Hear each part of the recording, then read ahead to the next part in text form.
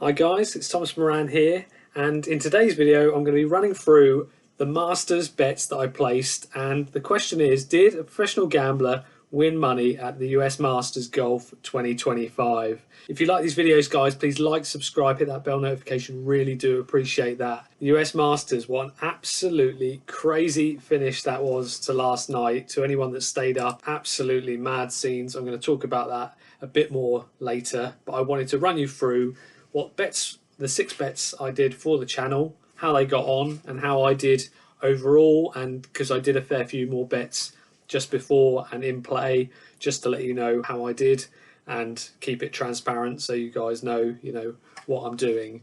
So first off, let's start with the losers. Let's get the losers out of the way, because there is going to be them when you're backing in a sort of 100-man field. There are going to be losers, and the first one was Cameron Smith. I really like Cameron Smith for this. His live form wasn't amazing, but it wasn't bad. He always turns up here. He's come second a couple of times. He's an absolutely brilliant player. But this time round, it just didn't really happen for him. I thought the daddy factor, I don't know if I mentioned that in my video, but I'm a big fan of new fathers that recently just become fathers. I think it really does. Danny Willett, it happened to him. When he won, he was just a father. Schauffele just become a father when he'd won. Gives you that extra edge in betting, and if you're looking for small edges, something like that is one. But it just didn't really happen for Cameron Smith, unfortunately. He was actually doing quite well at one stage. I think he was doing the best out of all my players. At one stage, he was 2 under par, sort of playing well, very solid. What I expect from him is sort of 1 under, 2 under, 2 under, 1 under, those kind of scores. But unfortunately, like at that stage, he was doing well, and then it just all went a bit wrong sort of day 2, as you can see here. He was 1 under par through 5, bogeyed the 6th, then parred through to 9, so we're level par at that stage. 1 under round 1, and then he comes to this, so he's got, the cut was going to be +2, so he's got a lot of room, so he gets to 2 under there. Then he gets back to 1 under after 6, pars in, and then it just 10th bogey, double bogey on the 11th. That can kill your score, absolutely kill it.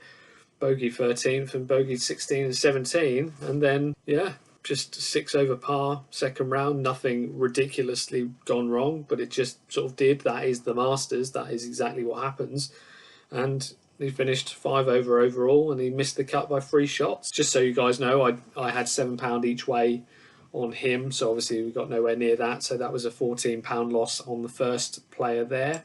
Second up was Will Zalatoris, similar kind of idea to Cameron, and he's a great player, loves it. I think he comes something like 2nd, 7th and 9th here, like just brilliant form figures, just what I want in a player going into the Masters. Decent-ish price, not playing amazing on the PGA Tour, but I don't mind that so much. I can excuse that for a young up-and-coming really good player. I thought cracking chance at 50 to 1. I had £7 each way on him, and he was 1 under through 12. He went double bogey 13th, birdie 15th, and then bogey to shoot 2 over first round. So 2 over first round, you are dicing with it when you're starting to play 2 over par in your first round, because then he's level par, so he's still 2 over, still probably going to make the cut through 10. Then he goes bogey, double bogey's the 15th, birdie's the 16th, which didn't really help, but didn't really make much difference, and then double bogey to shoot 6 over par second round and missed the cut by a long way. So we never had a chance with Will, unfortunately. He's not someone that got in there and then came back. It was never good enough, and I did follow him, so that's another £14 loss, unfortunately, there for Will Zalatoris. It starts to get slowly better, as you would hope after those 2 missed cuts. I don't expect players that I fancy to miss the cut at the Masters, but it does happen. This is a hell of a course, so tough, as you will see. If anyone watched it, just one hole can just mess it up. It's not like normal tournaments. You can play some of these PGA tournaments, you could play quite bad, get a few pars, it's not really going to hinder you. But here at the Masters, the concentration levels have to be so high. So my biggest bet and my favourite for the tournament was Jon Rahm, and he was only sort of 18 to 1 at the start of the week, and then got backed into 14. And I did have £20 each way on him at 18 to 1, I believe I got him. Yeah, £20 each way at 18 to 1. I did really fancy him. Form on Live is so solid, so rock solid. Loves it at the Masters. Obviously, has won there before, and the first round killed it. You know, we look back at round one, and unfortunately, this is what happens at the Masters. You know, he shot 3 over par, and then you're always playing catch up, and that is one thing you can't do. When you look at our other bets later on, you'll see that you just can't. You don't have to have the fastest of starts. You don't have to go flying out the blocks, but you cannot have a start like this where you're just. You know, he was 4 over par through 11. You know, the amount of bogeys he had. I think he had 5 bogeys, and then he got a birdie on the 13th and then parred in. We're 3 over par at that point, so that's a tough one to go through. And then second round, he needed to make the cut, shot 1 under par, I believe. Yeah, shot 1 under par. Then third round, he was 3 under through 3 holes, and this is where Masters gives and it takes. You know, you look here, he's just gone 3, 4, 3, and that is just amazing. So you've gone from being scraping the cut to now we're in the tournament again. Then he shoots, he's bogeys the 5th, birdies the 8th, bogeys the 10th, and then birdies 14, 16, then bogeys 17, 18. So he's 2 under par for the round, which is really, really good around the Masters. Very impressive. In the fourth round, he was 2 under through 9. Then he was 1 under on the back 9, finished -3 for tied 14th. You know, anyone that would have got top 12 places, you know, for much lower odds, they'll be kicking themselves because that's a killer. That's just, you're just outside. I know you're not going to make much from it, but sometimes, you know, if you get your money back on these kind of bets when they don't quite pan out as you'd hope, it's a bonus. But here, obviously, I lost £20 each way, so 40 quid. That was my biggest bet of the 6 players that I tipped up. So already, unfortunately, as you could probably tell, we're £68 down, which is not ideal. Three good players, not really getting anywhere near the mix.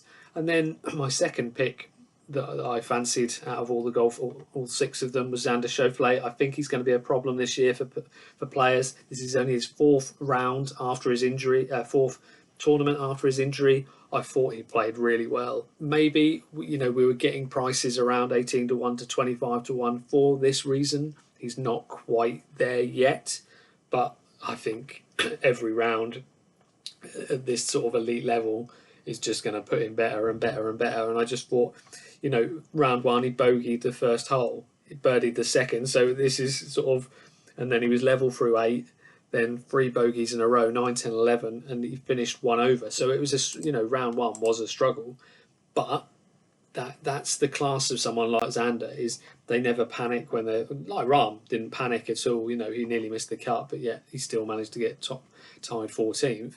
And with Xander, you know, 1 over, that is it's not what you need. First round of the Masters, you've had an injury, you're not playing unbelievable yet. And then second round, he's through at 3 under through 9. This is him all over, and then parred his way in. So he's 3 under the second round, and he's actually 2 under par at this stage for the tournament. You're in it now. You're way past the cut line. You're in the mix. You're way back. I think Rose after 2 rounds was 8 under, so he's 6 back. But it doesn't really matter because the swings, the ups and downs, depends on the weather, everything. You're in the mix. So third round, he shot 2 under. Another great round. I mean, that's just brilliant to be 4 under overall. So he's quite a way back at this stage. I can't remember what the score was. I think it's 12 under. I think Rory was. So he's way back, but he's still, you know, in for our each way money, we've still got a bit of a chance. So fourth round, as you can see here, he's 1 under through 11. Then he double bogeys, which is a bit of a shame, but then gets birdie on the 13th and birdies the 16th for another 1 under par round and 5 under total and tied 8th. So for people that got more places, it will still be a nice payout, like I did. But if you did top 8, you're going to get split a lot of your money. I don't even know what that would pay out for these smaller odds, but you will get a payout. You know, you'll get something back. It's again one of those, you just have to accept that, move on. It wasn't his best week. 3 good rounds, first one not so good. He was never in it, but still for him, I think he's going to be a massive problem in the majors going forward. He's such a good player, so good. I just hope we can get a price next major. He'll be right up there on my hit list to be backing, I can imagine, because he just needs a few more championship rounds. He looked good. So what I did there, guys, was £18 each way, and I actually couldn't find any really good odds for the exchange, and I backed it for £18 each way, and you get top 10 there. So what actually happened was, for my £18 each way, it's obviously not a full payout because, you know, I think there was 11 players, 8, 9, 10, 11, but I still made £26.10 profit. So considering he was never really in it, I think to make a little bit of profit takes some of the loss off. It nearly pays for both Cameron Smith and Will Zalatoris. So we're still in the negative, but it's good. It's still profit. Then we get on to our really interesting ones, and this guy was a real sleeper for me, and I will probably back him every time at the Masters, just because he absolutely loves it round here. He played well the week before at Live, hadn't got great form prior to that, but it doesn't really bother me too much. I think for someone that loves the Masters, and it feels like some players just really enjoy playing here. Because I can imagine if you're playing in Live, or if you're playing in some of the PGA tournaments where they're not that difficult, you are trying to shoot 25 under to win some of these things. You come here, even in perfect conditions like it was all week, pretty much perfect. You know, the winner is around 11 to 1, and a lot of players are miles over. This is a challenge, and I feel someone like Patrick Reed, he loves it here. It's American, the crowds are giving it the big one. It just suits his game. And when I see sort of 80 to 1, I just think you've got to have a good each way bet on that, because he's not sort of 16 to 1 to place or to come top 8. You know, if it's top 5, it's a bit different. I'm probably not as excited, but look what happened. I mean, he was absolutely brilliant. So he was level par through 12 holes and in the first round, and then finished that round 1 under. In his words, I did like this after the first round, because I do get quite into this, and I do just like to listen to what they're saying and stuff. In the interview afterwards, he said, hit the ball lovely, putted like a blind man. He said, I couldn't have really putted much worse. And I just thought that's so interesting. You're 1 under par, you're right in the mix. You will always be with that kind of score round here. He said I just putted like an idiot. And I just thought, well, going forward, that's good, because you sort of need to putt quite well round here. So if you can knock it around quite comfortably, and then your putting's not on, you can shoot 1 under. If the putting boots sort of turn up, you know, can you go low? Can you go really low? So I thought that was interesting. So second round, he was 2 under through 2, chipped in for eagle on the second, and ended up -2 for the round. So that was basically the eagle that got all the scoring, and 3 under total. So he's still in the mix. I think Rosie after round 2 is 8 under, so he's 5 back. He's fine. And then the third round, he shot a -3, 69. Oh, sorry, no, he shot 69. He was 3 under through the last 6, so 6 under total. Fourth round, he was 2 over through 3. We can see it right here. This is why I got it up. He bogeys the first, and the second, not the hardest hole. I think he might have got on the green in 2, or he was very close, and then so he didn't get a birdie there, so that was a bit frustrating.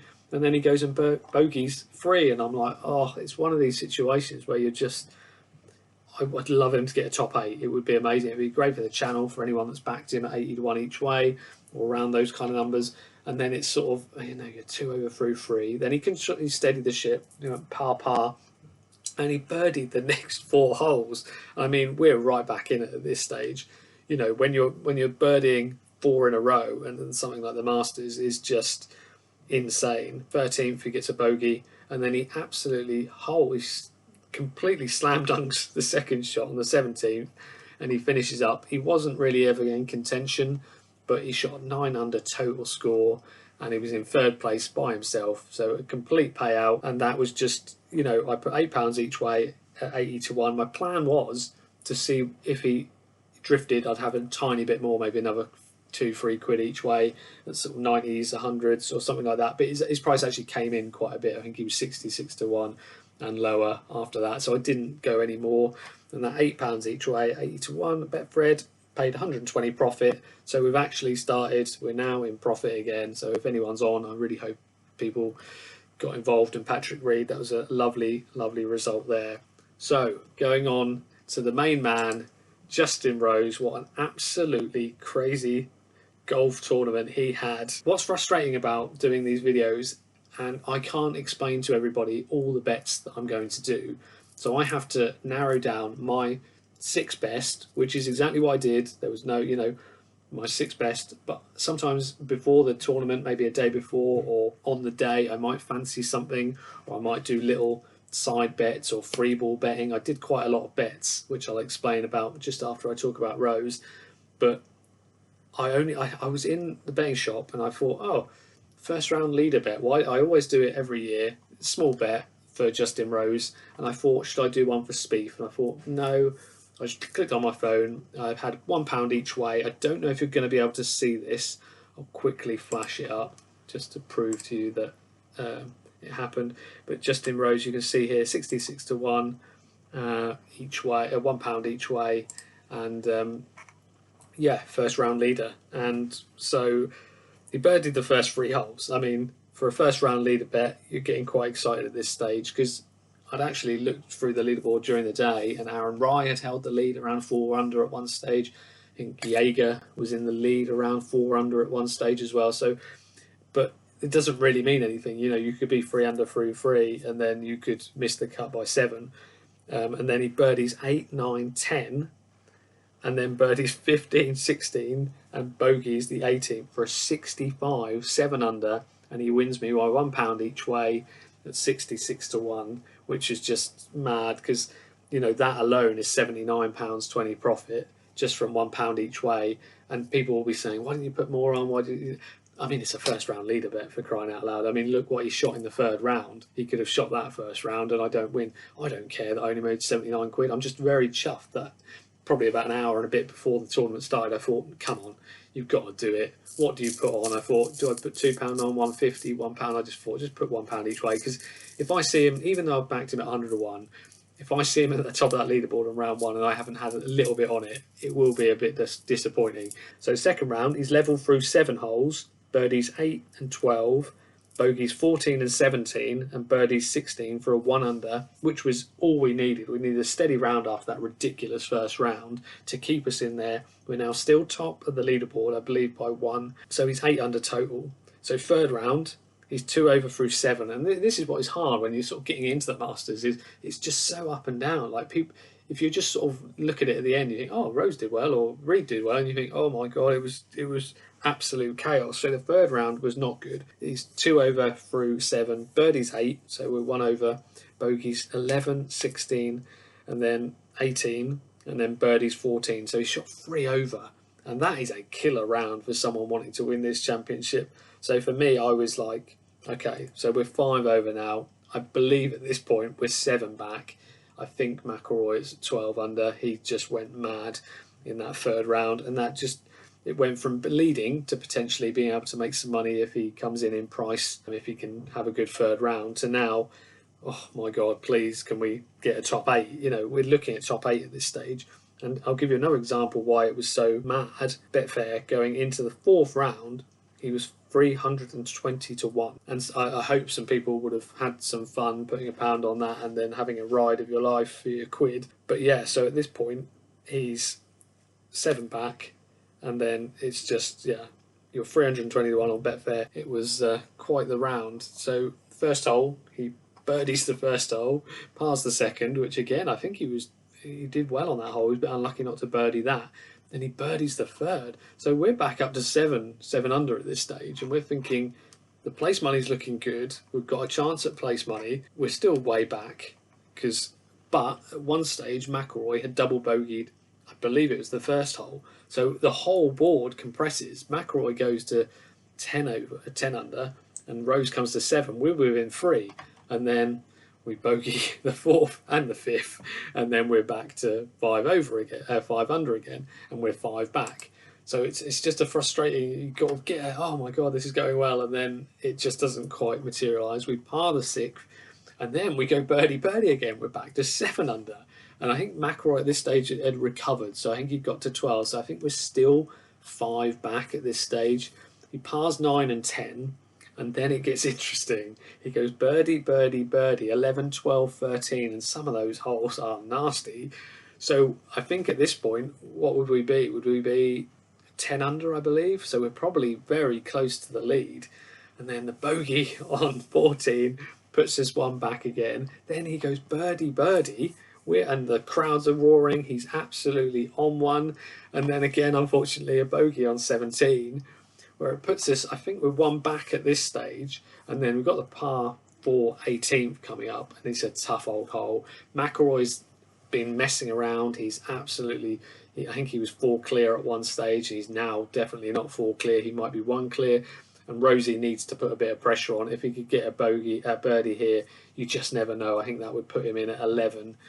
And McIlroy was around 11 under. And he hits 2 absolutely awesome shots.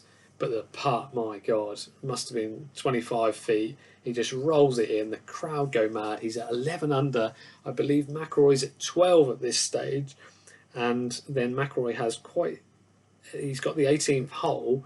And then he hits lovely drive, hits a really bad wedge into the bunker, and hits a very bad bunker shot, and then misses quite a makeable putt, and then bogeys that hole to then force the playoff with Justin Rose, which for me, I'm like, at this point, throughout this round, guys, because just the £6 each way I've got on him, and the 76p at 66 to 1, top 12 places that I've got, just on the £6 at 100 to 1, I've got £600 there, and then 76p at 66 to 1 is probably another 50 quid.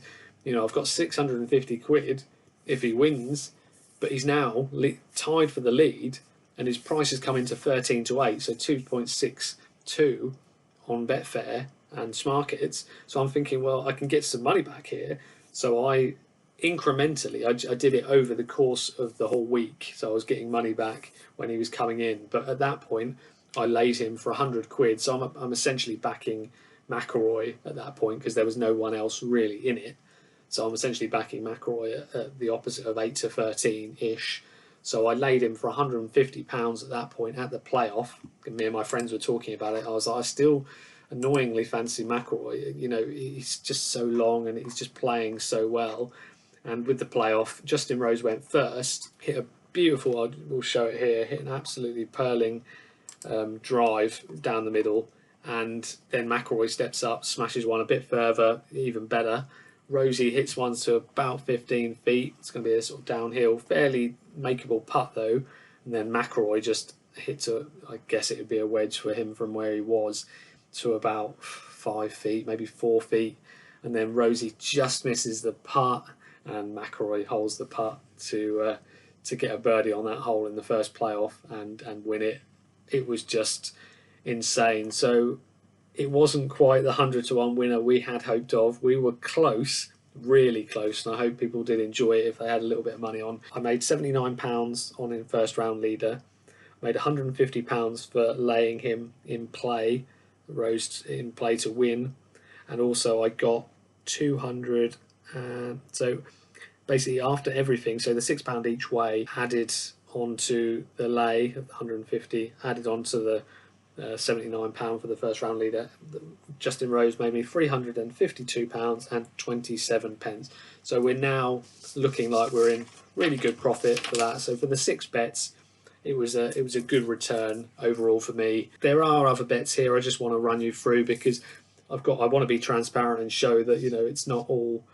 I do put quite a lot of bets on. I put £11 worth of bets on first round free balls of Rose, Smith, Rahm, Zalatoris, and I mixed them up and I got very close. I got 4 out of 5 a couple of times that would have paid about 40 to 1.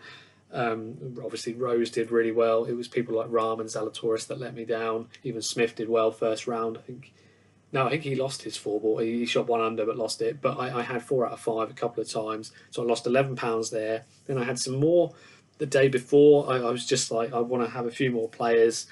I put £1.50 each way on Matt McCarthy at 400 to 1.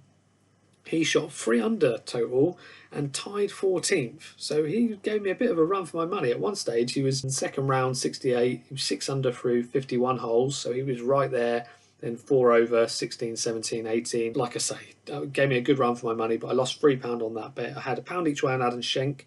He missed the cut, 4 over, so that's another £2 loss. I did £1 each way on Zach Johnson at 600 to 1. You know, won it there before. He had an unbelievable, he came tied 8th. So I've got a payout for that £1 each way. He shot an amazing third round of 66, 6 under par, and to be 5 under a tied 8th round there for a guy that had to lay up to all the par 5s was just brilliant. So that won me £38.37. Next one I had £2 each way on Sanjay Im, 100 to 1. Just thought he was a little bit overpriced. He came tied 5th, 7 under, so a full each way payout. So that paid £38. Rounds were 1 under, 2 under, 1 under, 3 under, 7 under, all under par. Very impressive, very steady, very solid. Never in the running, but another £38 profit there. I had £1.50 each way on Rye. Like I said to you before, he was leading. I think he was 4 under through like 8 holes, and then he shot rounds of 2 over, 1 over, 2 under. He shot 1 under total, tied 27th. No payout there. Lost £3. Lost £4 on £2 each way on Pendriff. He was awful. 5 over first round, 3 over second round for a +8. Davis Thompson, £2 each way at 125 to 1. He was +5, tied 46th. He shot rounds of 1 under, 1 over, 2 under, 7 over. He was sort of mixing around for a little bit, but then the final round killed him. I had 75p each way on Campbell at 600 to 1. He was +1, tied 32nd. Actually did really well. Shot a last round 4 under. Potentially someone I might be backing in the future. So lost £1.50 there. Lost £2 on Davis Riley, up at £1 each way at 400 to 1. He came tied 21st, so he wasn't a million miles away. 2 under par. He shot 1 over in the second round, 3 under, 3 over third round, and 3 under fourth round. And I put £1 each way on Cantor, Laurie Cantor, 250 to 1. He missed the cut, 10 over. We don't need to talk about that, so that's a £2 loss there. Betway, we're doing an enhanced bet on Morikawa, McIlroy and Scotty Scheffler to be in the top 10, including ties.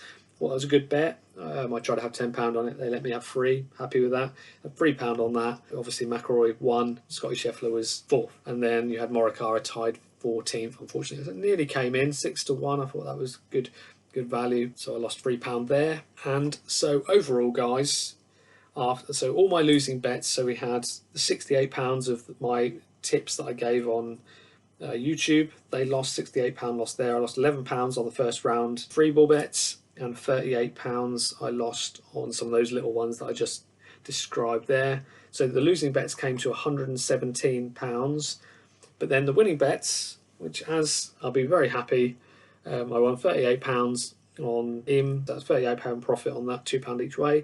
But £1 each way on Zach Johnson was £38.37 profit. I had £26.10 profit on Xander Schauffele, £120 on Reed, and the big one was Justin Rose. Even though we didn't get a winner out of any of these, it was £352.27 profit on Justin Rose. So after taking, so all the winning bets were £574.74. So after taking off the 117, I came out with a profit of the Masters of £457.74. So really happy with that. Really enjoyed it. Shame we couldn't get the winner for the channel. I really, knocking on the door of Rose and Reed, you know, they are close. If McIlroy didn't play as well, or if I did them without the McIlroy and Scheffler market, I nearly did it. My friend said, did you know they're doing it? I think Rose was still about 66 to 1 with a couple of them, and I was just like, why didn't I do that?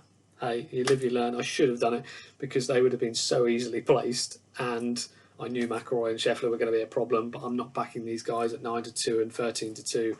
Not the way I really play it, unless I absolutely fancy them to do it, but I didn't. I hope you're good, guys. Please let me know who you backed, how you got on. I hope some people did back some of my selections, but hopefully some, like my friends, backed McIlroy. I think it's going to be a bad result for the bookies. I hope a lot of people won some money on it. Like I say, please let me know in the comments below. I hope you're good, guys. Please like, subscribe, hit that bell notification, but more importantly, take care.